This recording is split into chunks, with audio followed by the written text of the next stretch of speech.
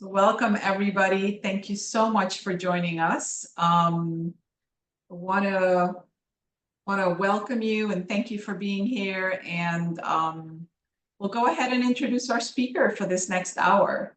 And Brooke, correct me on your last name pronunciation so I do this correctly. It's Schnittman. Schnittman. Thank you so much. So I'd like to introduce you all to Brooke Schnittman, PCC, BCC, and MA. Brooke is a dedicated ADHD and executive function coach and ADHD coach trainer, diagnosed with ADHD as an adult and part of an ADHD family of 5. Brooke deeply understands the struggles of frustration and overwhelm. After a 15-year career as a special education and administrator in the #1 school district in the US, she founded Coaching with Brooke, or CWB, in 2018 to create a greater impact in the lives of neurodivergent individuals. She is now helping over 1 million ADHDers and coaches daily through her 3 C's activation program. An award-winning coach, ADHD coach trainer, and best-selling author, Brooke hosts the successful With ADHD podcast, which won the #1 2023 Listener's Choice Award. She has spoken alongside top health and wellness experts and featured in major publications like Forbes, Entrepreneur, Attitude, and nominated 2025 Top 50 Influential Women for Success magazine to help ADHDers activate their ADHD potential. Wow, Brooke, what an amazing bio. Thank you for being here. I will hand it off to you. I think you have a few more words that you wanted to share. And so I hand it off to you. Okay, awesome. Hi, everyone, again. Funny about my last name is I always said when I get married, I'm going to change my last name. I hate this last name. I've heard it all. And of course, like ADHD, I bought all the paperwork to change my name because it was 2020 and I never did it. So my married name is Clements, but my legal name is still Schnittman. So it still gets butchered, but here I am. So it's nice to meet all of you. I am just going to share my slides in a slideshow so it's easier to see. And there we go. You guys can see, right? Okay. So today, I know that you all know the topic. We're going to figure out how to make decisions easier for people with ADHD. We know decision making is not easy for anyone, especially when emotions are tied into it. But I am going to share with you a 5-step framework that I've created to help thousands of ADHDers make decisions more confident and with greater ease. And just a little bit more about me. Funny story is, so my background, as Shakti shared, is in special education. I got my master's in students with disabilities in 2006. And I was working primarily with people with ADHD. And then fast forward, moved to Florida, started an ADHD coaching business, still didn't know I had ADHD. And 6 months into coaching adults online, I realized very quickly that I had ADHD. And then 6 months after that, I met my non-diagnosed ADHD husband and his non-diagnosed ADHD sons. And then we had a 3-year-old who is exhibiting very hyperactive ADHD symptoms. So we are one big family of 5 ADHDers along with other neurodivergences. So that's the fun fact about you gravitate to the people you are like, right?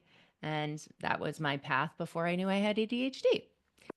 Like many of you, I was diagnosed with, or many of your clients, I should say, diagnosed with anxiety, low grade depression before I knew I had that ADHD diagnosis because I showed up in school looking like I was paying attention and it was more somatic symptoms for me. So I'm very interested in learning more about you guys throughout these next 30 minutes, 45 minutes, and also helping you understand why it's so difficult, especially for people with ADHD, to make decisions. Okay. So, what we'll cover is what decision making can look like with ADHD, what's stopping an ADHDer from making decisions, and how to make decisions with ADHD with confidence and ease, and then open it up at the end for Q&A. And I know that Shakti also is going to leave time after every slide to give some room for questions depending on the timing of everything. So we'll actually be doing Q&A throughout as well. Okay. So Brooke, we have one quick question before you get started. I'm sorry. Yeah. Will we have an opportunity to share either in this chat or otherwise your slides with the attendees? Sure. I'm happy to send the slides as a PDF. I also, at the end of this, have a QR code to a worksheet that goes along with the slides. That would be helpful. So this way you can just reuse the activity as many times as you want. So, Thank you. yeah, absolutely. All right. Does this sound like you, if you have ADHD, or your clients, or your spouse, or your kids? They or you are struggling to start work.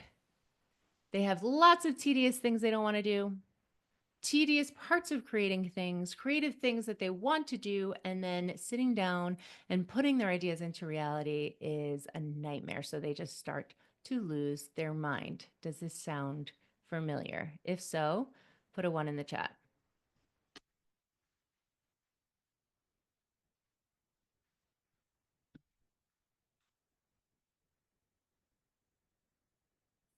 All right. So you've seen this before. Awesome. Lots of 1s. So, fun fact about ADHD and decision making is we agonize over decisions and avoid or postpone making them. We might not have an approach for deciding or have a criteria for making a decision. So that then puts us into paralysis even longer. And our emotions take over when making decisions. They have a huge impact. So all of these things lead us to analysis paralysis. Sound familiar? Additionally, we might need some extra time making a decision because there's so much information to consider, right? We don't know how to plan the most efficient choice. We have difficulties prioritizing with our executive dysfunction. We overthink due to perfectionism and wrong choices in the past. So all of these features go into needing extra time very often with ADHD to make a decision. Okay. Who's heard of Dr. Thomas Brown and executive functions? You can just raise your hand, or if you're off screen, put a 1 in the chat.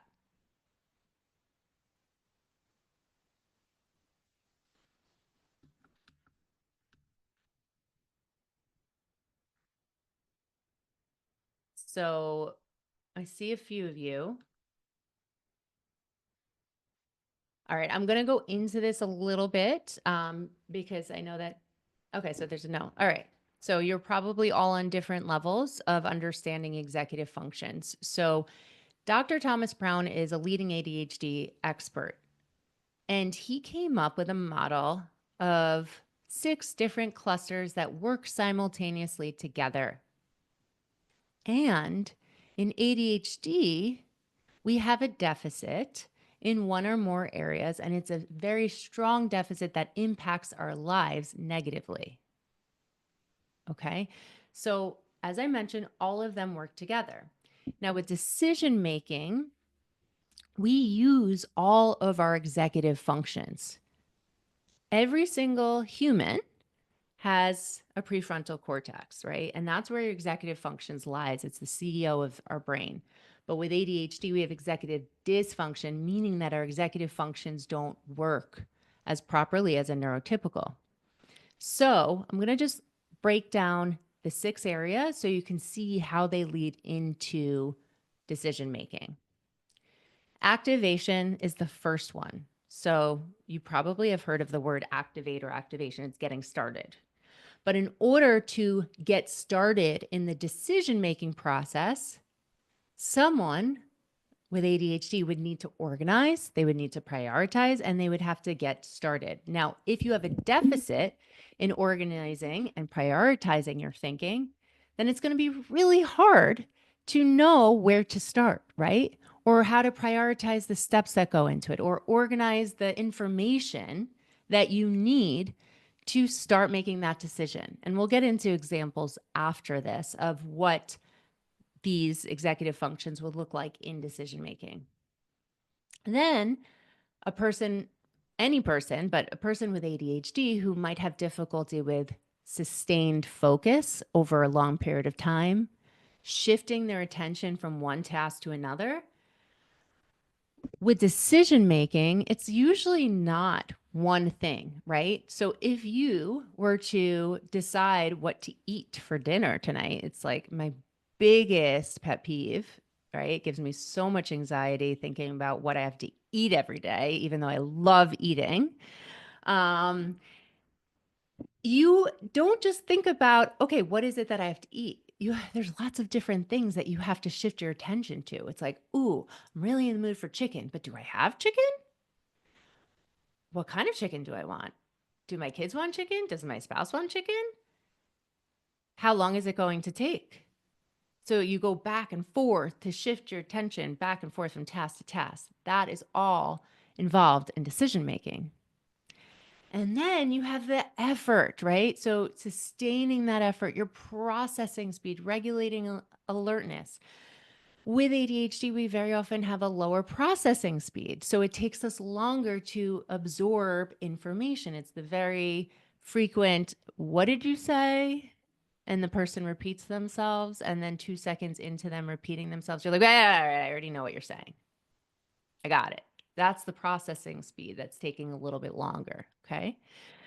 Then you have emotion. How can you not have emotions involved in executive functions when you have a hard time with organization, prioritization, sustaining focus, processing speed?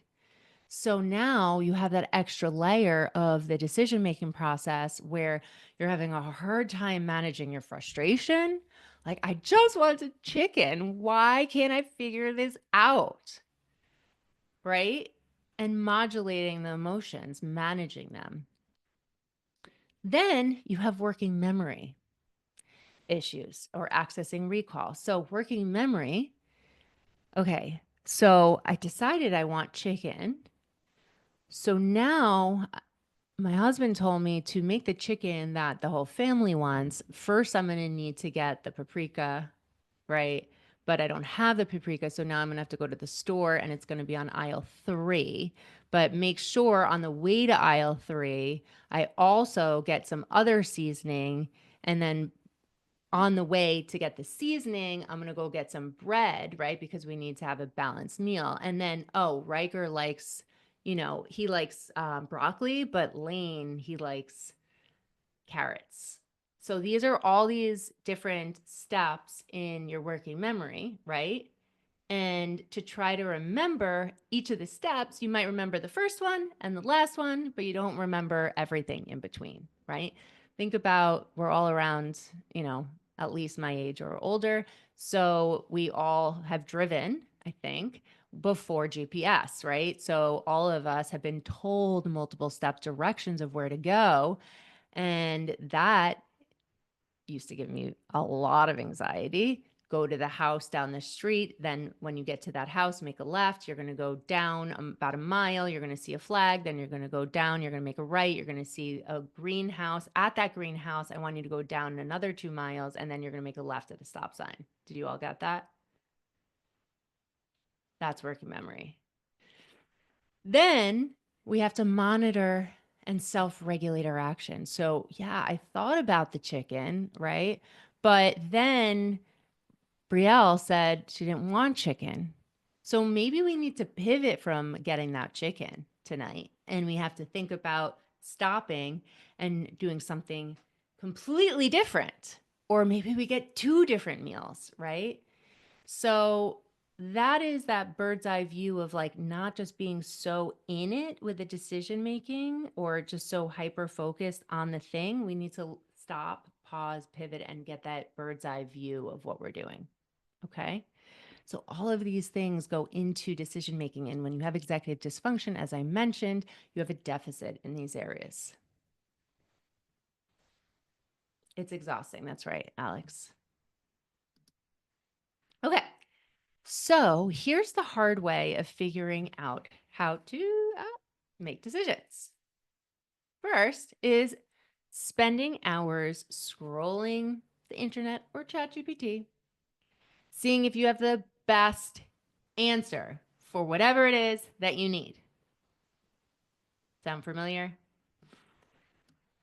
Or that's not good enough. So you have to ask everyone you know for their opinion. And then someone shares a different opinion with you and you're like, but I don't like that opinion. So now you need the validation from the other people with their opinions, right? And then the opinioning never stops. Or you're just so exhausted and dysregulated that you make an impulsive decision. You're like, yep, this is what I got to do right now. I've made mistakes in the past. I'm not even thinking about it. I'm not going to trust my decision-making process. I'm just going to go. Or you wait so long because you have that analysis paralysis that you let opportunities keep on passing you by. This is what happens very often with ADHD and executive dysfunction. Doesn't not happen with people who don't have ADHD, but it's on a different level with people with ADHD. Okay? Any questions so far? No? Okay. All right. So I'm going to share this 5-step framework to make decisions with confidence and ease. I've used it with thousands of people with over 20 years of information that I've come up together. And what we're going to be doing in this 5-step framework is we're going to uncover some of the behavioral fears of making these decisions and then figure out our intrinsic motivation to make the decision as well. So we're going to do some scientific DBT, CBT framework first, and then we're going to get more into the intrinsic motivation, because if an ADHDer is not intrinsically motivated by something, they might make a decision, but they won't execute that decision over a long period of time. Okay? All right. You guys ready?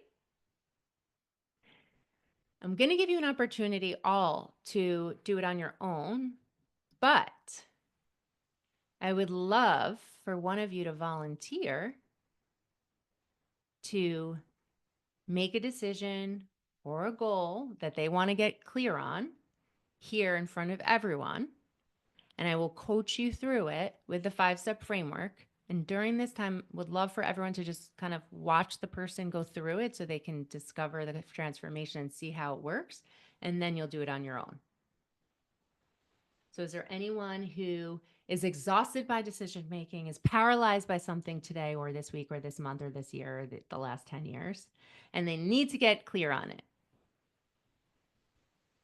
And they want to volunteer to get coached by me. All right. Alex. I love it. Where did you go? Oh, there you are. Okay. Awesome. So what I would love for everyone to do right now, and it's hard not to do this, but I would love for everyone to just kind of watch and not do their own thing right now, Because again, you get a lot of the nuances and the steps and the transformation that you'll discover, and then I'll give you the time to do it on your own after. Okay? All right, Alex, what is a goal or decision that you would like to get clear on? So I've been trying to get through I've been decluttering my house and I've been successful in some places, but I have a couple of doom piles that I haven't been able to get through. And every time I look at them, I just turn around because I can't make decisions on where things go or wait to get rid of them or will I need that? It's just the whole thing. So I have a couple of those that I've been really wanting to get through. Yeah. How long have you been trying to get through those? At least at least like 6 months, but probably more because they rearrange every time I move from house to house. So I mean, it's been a while. Yeah, it's very relatable. Usually the moving piece, once I get to a place, like it doesn't get touched after a while and they just get hidden, you know? But I'm very relatable with the doom piles. Okay.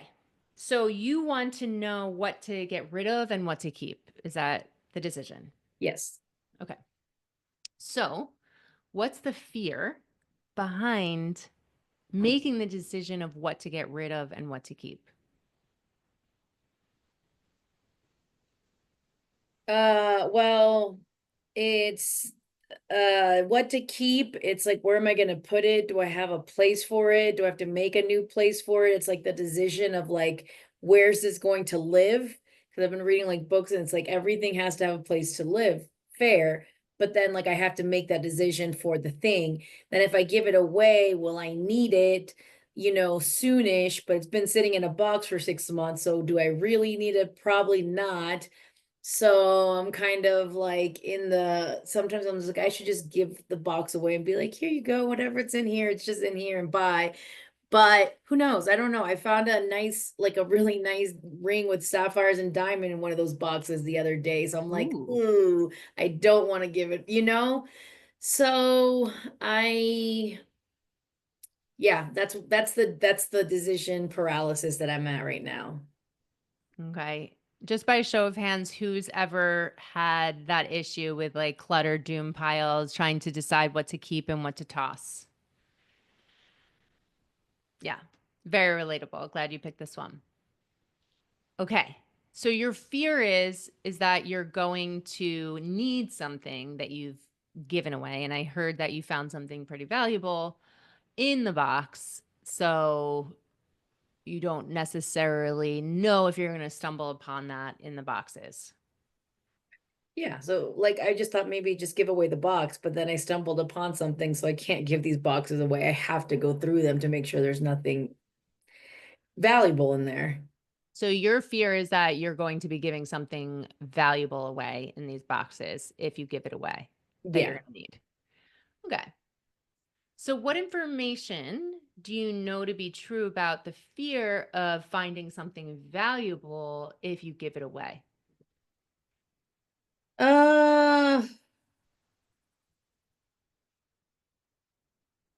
I mean, I did find something valuable in it, so the fear is real. Um, but the fear of like, am I going to need it later on? I think that fear is rational, but also most of the things that are in the doom pile as I'm talking through it, I can buy. Like I can, I think, or I can acquire in some other manner later on. Like I don't, I think that most of the things that are sitting in the doom piles aren't valuables. They're just little trinkets or little things that made my life easy at some point and then I didn't need it anymore. And so I think that looking at it that way, then so that fear of like, is it going to serve me later on? I mean, it could, but it couldn't as well. Yeah. So that's a great question. Is it going to serve you? Because that's on the next question 5.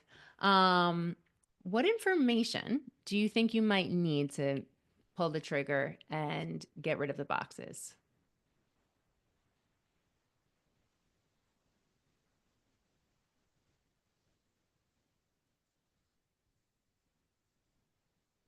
or to just complete it?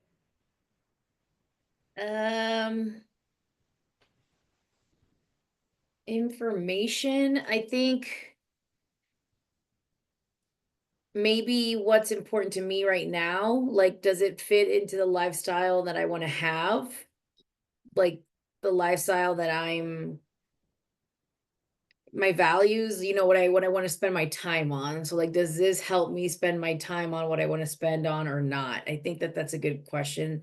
Information that I can get from the things. Okay. So this question's not in here, but based on that information, how will you get clear on if that aligns with your values? Well, I think I've been working a lot on my values and what I really want to spend my time on. So I think that it's, growing as a coach, family, um, self-care, and being outside.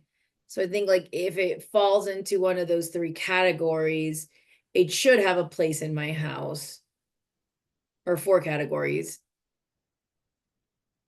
Yeah, so maybe like having like a flow chart, if you will, of like, does this fit here? Yes or no? And then if it's a no, just doing it. Just yeah.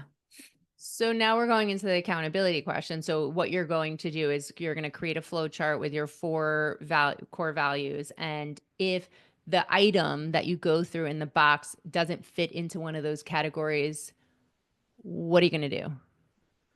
Uh Put it in a box and gift it. Okay. And when are you going to do that? When? Let's see here.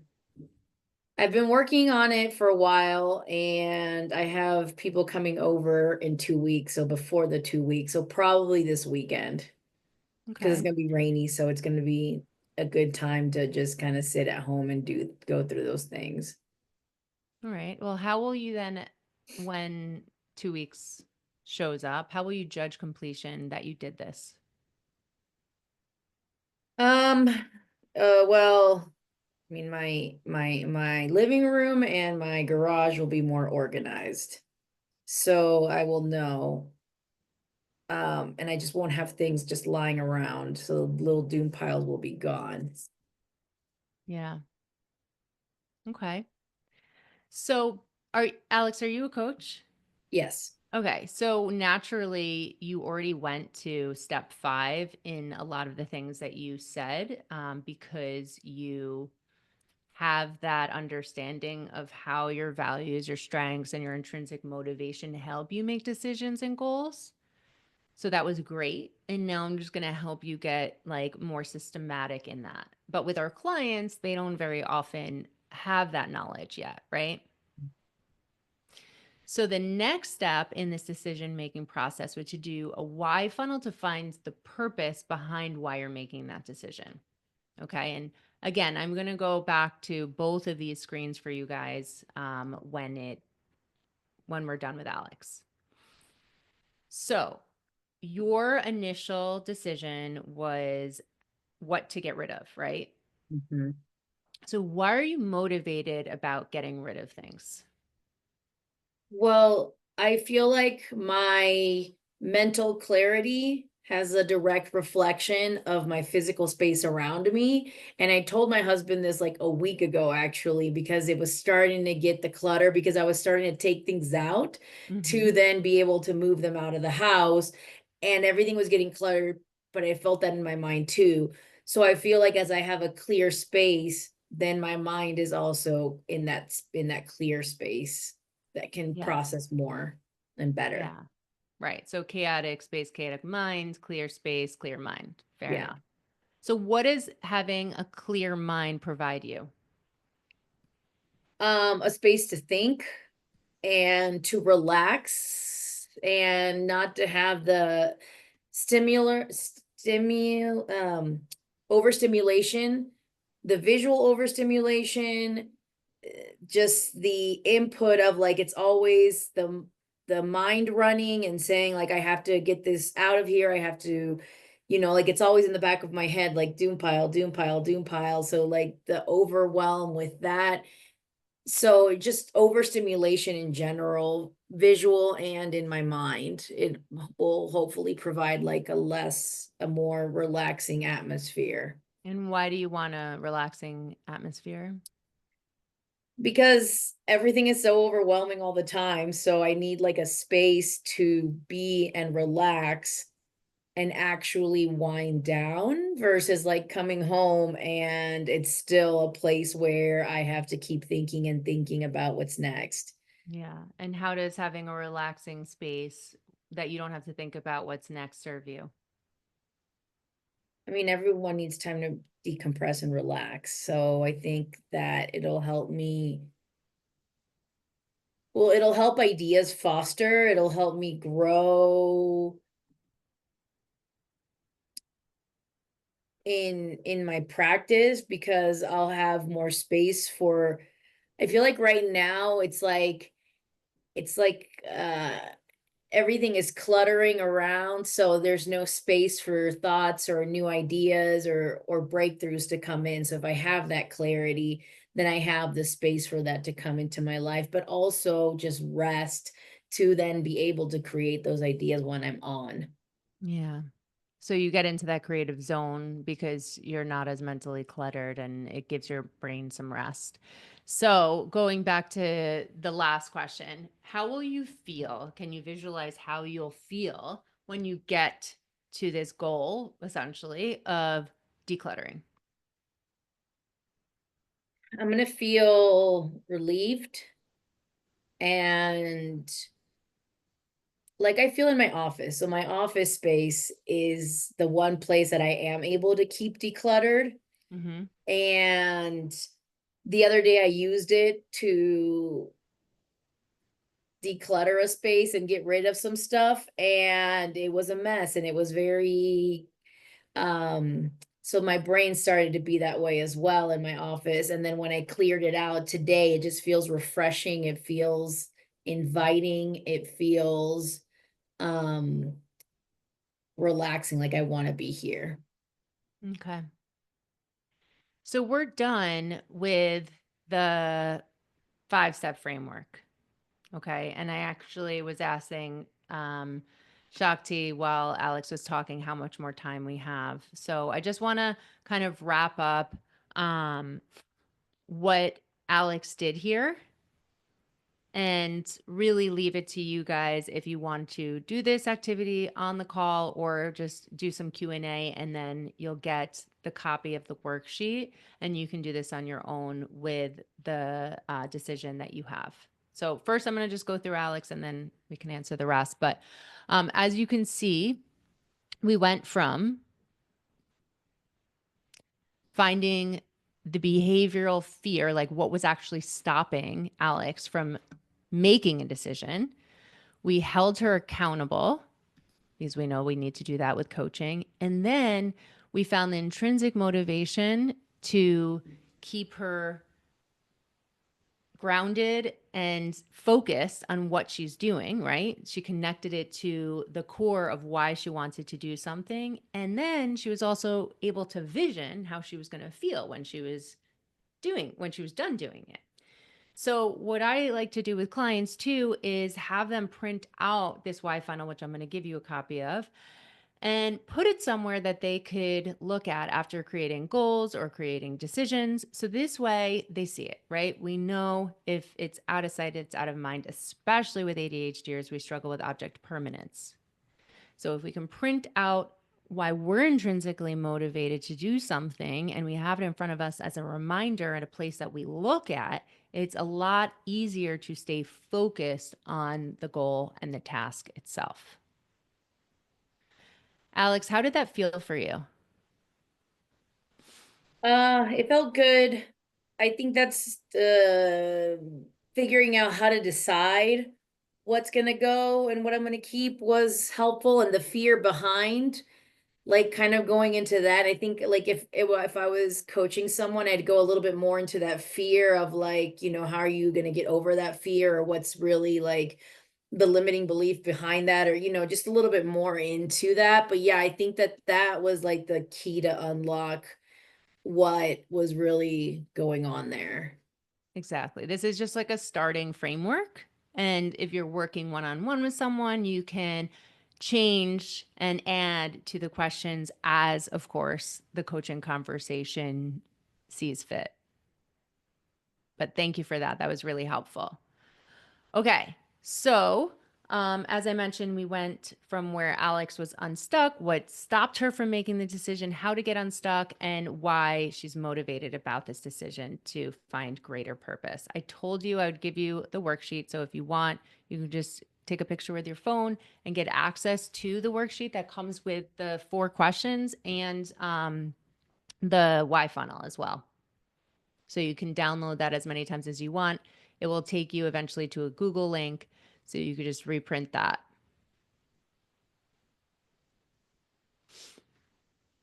Okay, so I know that we have 15 more minutes. Would be more helpful to just answer questions at this point, or do you guys want to go through and do this activity?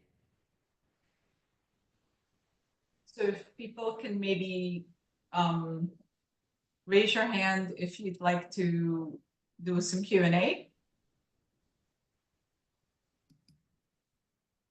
And raise your virtual hand maybe, sorry. Want to make sure we get, because we can't see everyone. Second.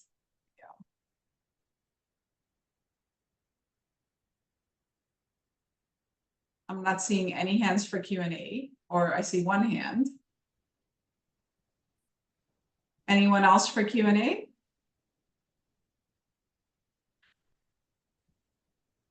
So it sounds maybe if we had 10 minutes, Brooke, does 10 minutes feel like a reasonable amount of time for people to do this practice? Sure. So I'm not clear though if they want it to do it or not. I see 2 hands of people who want to do Q&A. Raise your hand if you would rather do the activity right now.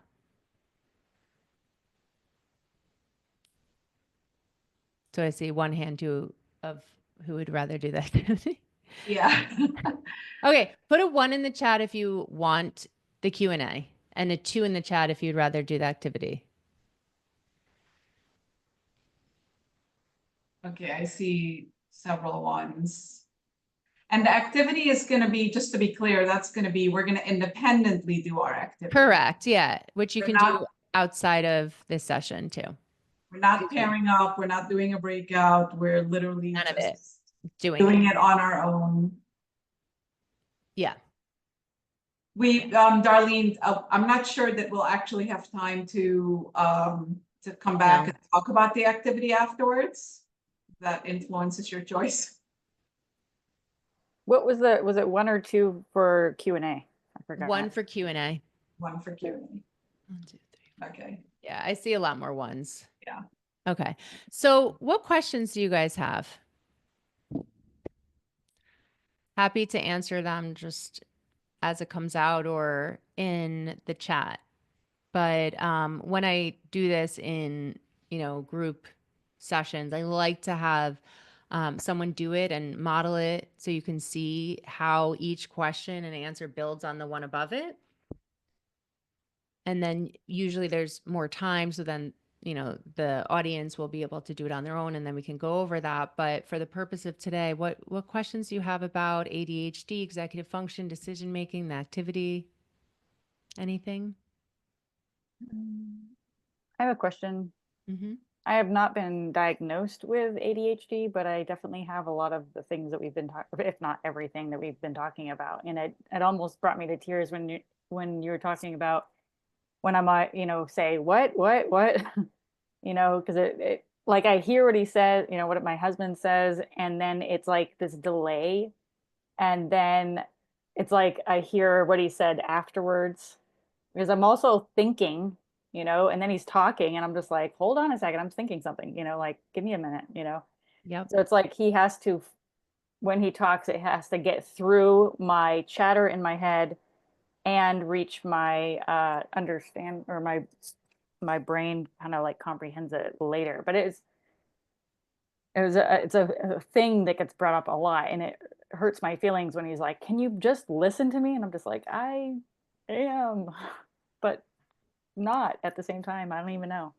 Yeah, it's a hard thing for someone who doesn't understand it. They might feel like you're not paying attention or not listening. And that can happen with an auditory processing disorder, not just ADHD. So now that you know that it takes you a little bit longer to process information and it's your husband that we're talking about, I would suggest that if you're asking for a suggestion, that when things are a little bit calmer, you explain to him how your brain works and how you might need more time to process it. And so it might look like you're not paying attention, but it's really just you processing the information, and it might be awkward. It might be quiet, but it's just me processing the information and I will come back. And perhaps if you do better with like written communication, so you can take that time to process if it's something really important that needs to, get discussed without emotions, you might want to do it through text. Or sometimes what I do with my husband is like, we'll just do a phone call so I don't see his face. Or we sit back to back. Sometimes the best communication is when we can't see each other. Yeah, because I pick up on all the tiny little body Oh, movements and eyeballs. yeah.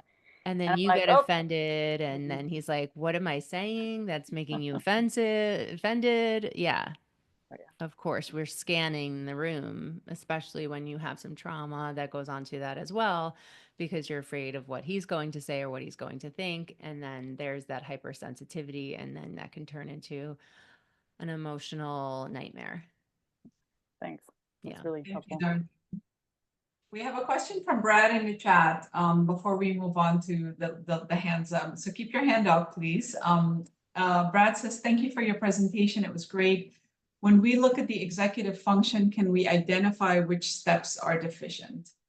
Yeah, so I have an executive function assessment that you can find out which steps are deficient in the person you're working with, or you as the ADHDer, or someone who just for this period of time has difficulty with a certain executive function. So you won't necessarily be able to 100% say in that graphic that I showed you that like you have the problem with this, right? Or you have a strength in this. They might, depending on your client, they might be very self-aware and they might know that, but I do have an assessment that I could put in the chat. Thank you. Yeah. And I believe, Anne, do you want to go next and let us know your question? Sure.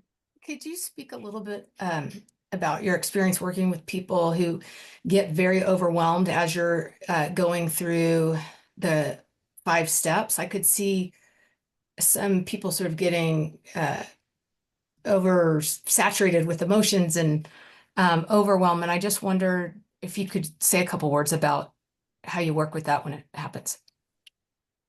Yeah. So yes, that has happened before. I actually worked with someone who did not speak to her sister for about 1.5 years after their mom died.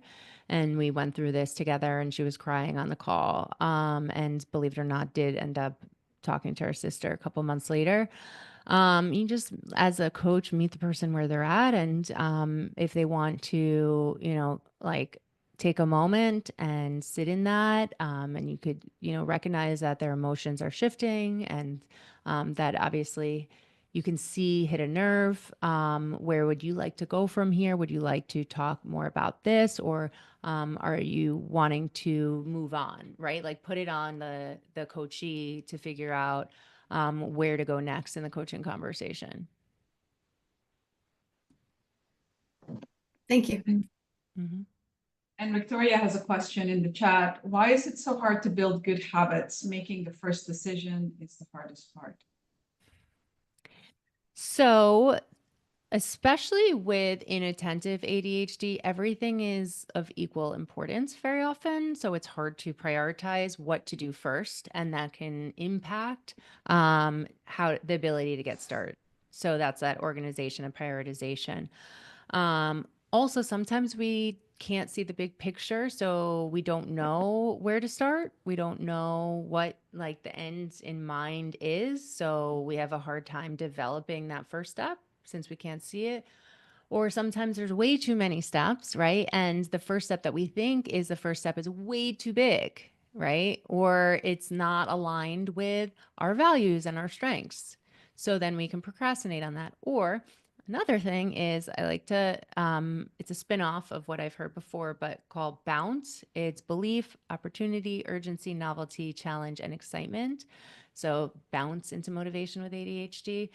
ADHDers love novelty, love challenge, love urgency, love excitement, and also can do things greater when they see the opportunity that's going to come out of it and they truly believe in it. So if you don't have those things, it becomes a lot harder to get started in the first step.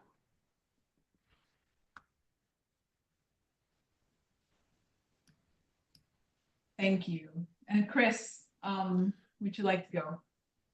Yeah, no, just seeing it. I've just completed my coach training, but I've lived ADHD my whole life, and my perspective is different. I'm sitting on kind of the opposite side. I call it left field, and the way I watch the seminar, I think my question is more from a coaching level.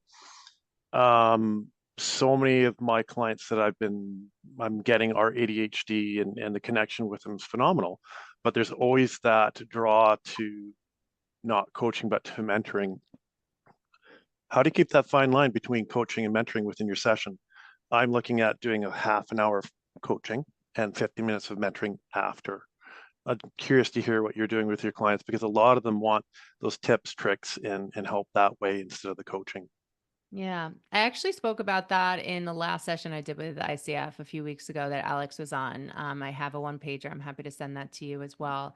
But it is a mix, right? So you're doing the life coaching, right? But then you're implementing like how this impacts them as an ADHDer. So there is a little bit of like education involved, right? So I was talking about this with Nada last time. It's like you're likely, and I know this is on video, so I apologize, but you're likely not going to put a session with an ADHDer and submit it to ICF. Right. So there is a little bit of nuance that goes into there with ADHD education and giving them strategies when they're stuck. So you would still use the ICF framework, but when they need to brainstorm or when they're having a difficult time with like a specific executive function, right? And they say they want a tool to help them with their executive function, then, sometimes I come in and give them that tool. Okay, so during mid-session, you could even do it. Yeah. Yeah. Okay. What have you tried before? Why has that worked? Why hasn't that worked? Would you like to try something Yeah. different? Oh, here's something, right? And this is why perhaps this hasn't worked because of your ADHD, and, because of ADHD, like giving them a little bit more information about that.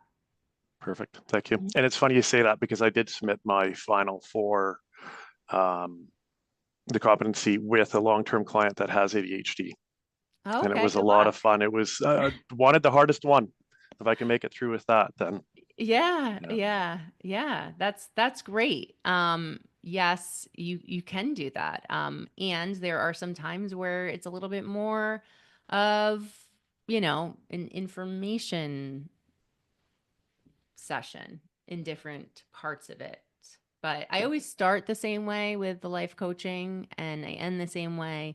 And then in the middle, like you said, I might add and sprinkle some ADHD knowledge and tools. thank you. Mm-hmm. And Brooke, Alex had a question in the chat. Have you found this effective for physical movement and motivation that leads to this?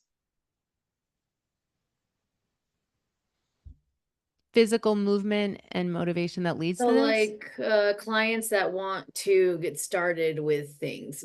Physical movement's one that I find clients have a hard time getting started with. Motivation to, they have the motivation in their head to do something, it. they Yes. want to, but then like I they're, understand. Yes. So there's an example. So Tina, oh, well, you weren't, but I do an ADHD coach training for adults and for students. Tina had actually gone through it as a client. If you don't mind me calling you out, Tina. So basically there was someone in my cohort who was coaching a client, and the client wanted to, as her goal, do movement and exercise, right? And she was stuck on the fact that she had to do Pilates, right? If I don't do Pilates, then I'm not going to exercise.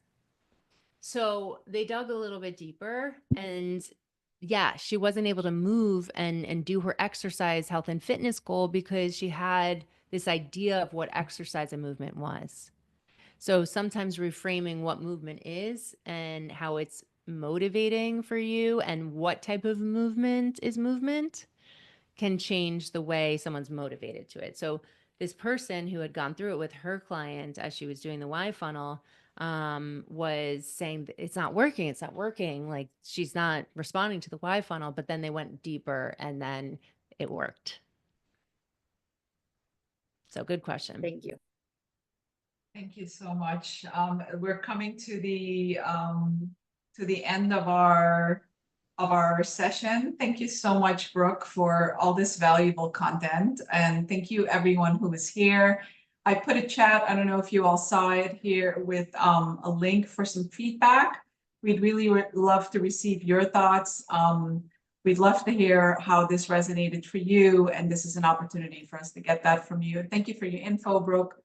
She shared her in the chat, I know Chris wanted a couple of tools, so I just put my email there, so you can email me for them. Yes, thank you so much for that. Lastly, you all know that we have a lot of things on our calendar this week. We have a session at the end of each day, which I believe is at 7 p.m. It's on our calendar to connect and reflect on what we've learned, what we've gained. Dorothy is here if you want to say a word about it, and I'm going to put a PDF flyer in the chat as well for those of you who might find it helpful to see what else is on our calendar.